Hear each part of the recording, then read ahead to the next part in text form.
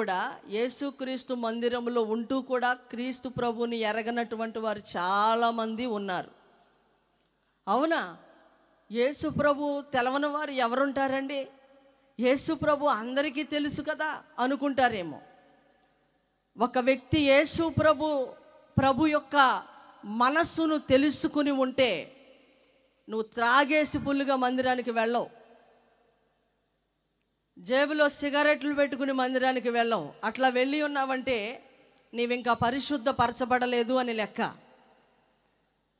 ఎందుకంటే పేరుకు మాత్రము చాలామంది మాకు యేసు ప్రభు తెలుసు అనుకుంటున్నారు, కానీ చాలా విషయాల్లో దేవుణ్ణి దుఃఖపరిచేటువంటి వారుగా ఉన్నారు.